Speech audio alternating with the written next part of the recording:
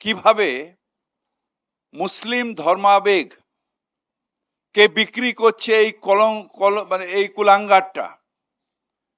কিরকম ভাবে একটা মসজিদের নামে সে যে ভাবাবেগ তার সওদা করছে এবং 1000 কোটি টাকা চাইছে, 300 কোটি টাকা অ্যাডভান্স চাইছে।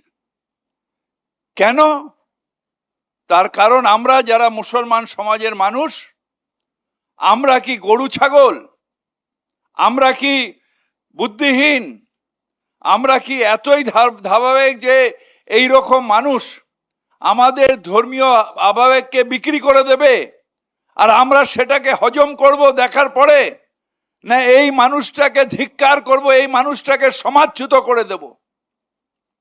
এই প্রশ্নটা প্রত্যেকটা মুসলমান সমাজের মানুষের কাছে আমার থাকবে। কেন কেন এই সাহস তারা পায় যে একটা মসজিদের নামে, তাও আবার বাবরের নামে হলো না হলো কিছু যায় আসে না, আমি বাবরের নামটা দিয়েছি এই কারণে যে এটাতে ভাবাবেগ হবে, এই এই এই সেন্টিমেন্টটাকে আমি বিক্রি করতে পারবো। আমাদের সেন্টিমেন্ট বিক্রি করার জায়গা। আমাদের মুসলমান সমাজকে এইসব কুলাঙ্গাররা তারা কি ভাবে যে আমরা আমাদের নিজস্বতা কিছু নেই, বুদ্ধি নেই?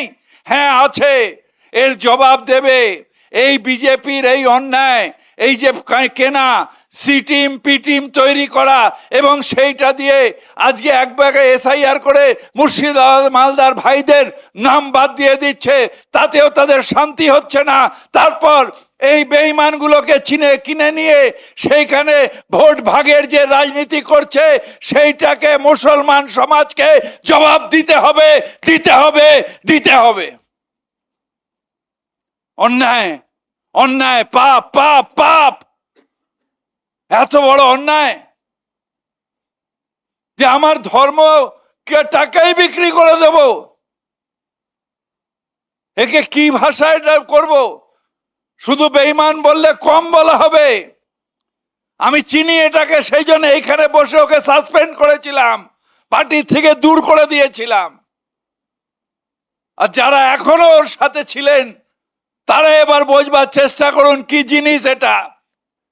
বিজেপির হাতে মুসলমানের সম্মান বিক্রি করে দেবার ষড়যন্ত্র করছে। ছি, ছি, ছি। আমরা নিশ্চিতভাবে ধর্মীয় ভাবাবেগ আমাদের আছে, নিশ্চিতভাবে। আমরা যখন নিজেদের আল্লাহর কাছে সমর্পণ করি তখন নিশ্চিতভাবে আল্লাহর কাছে নিজেকে সমর্পণ করি, কিন্তু তার মানে এই নয় যে আমাদের বুদ্ধিহীন ভাবা, আমাদের বোকা ভাবা, আমাদের ভাবাবেগটাকে নিয়ে এইরকম ভাবে বিক্রি করা, এটা হয় না। তাই এখনো যেসব মুসলমান ভাই, হিন্দু ভাই, বাংলার মানুষ, তাদের প্রত্যেকের কাছে আবেদন যে এই রকম কীটদের উচিত শিক্ষা দিন, এই রকম কীটদের উচিত শিক্ষা দিন। আর সেই দলটা যে সারা ভারতবর্ষ ভোগ করেও ভোগ শেষ হয় না, তারা এসআইআর করে মুসলিম সমাজের একটা বড় অংশকে বাদ দিয়ে দিয়েছে। কত মানুষ মারা গেছে, লাইনে দাঁড়িয়ে দাঁড়িয়ে কত মানুষ আজও আতঙ্কে ভুগছে যে কালকে বাংলাদেশি বলে বাস করবে না, ঘুষপেটিয়া বলে অপমান করবে, রোহিঙ্গা বলে অপমান করবে। তারপরেও তাদের খিদে মেটে না। এই সব স্কাউন্ডেল গুলোকে কিনে নিয়ে এদের মাধ্যমে বিক্রি বাট্টা হচ্ছে। ছি, ছি, অন্যায়, অন্যায়, পাপ, পাপ।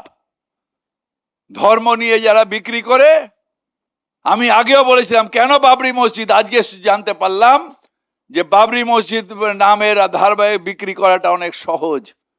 তাই এরা সমাজকে বিক্রি করতে চায়, ধর্মাবেগকে বিক্রি করতে চায়, ভাবাবেগকে বিক্রি করতে চায়। এর প্রতি ধিক্কার জানাই। তৃণমূল কংগ্রেস সকল ধর্মকে সম্মান করে, আমি নিজে মুসলমান হয়ে সব ধর্মকে সম্মান করি এবং বলি সব ধর্মকে সম্মান করি, তাই নিজের ধর্মকে মানি, এবং এই ধর্মকে বিক্রি যারা করবে তাদের ছাড়বো না, তাদের ছাড়বো না, তাদের ছাড়বো না।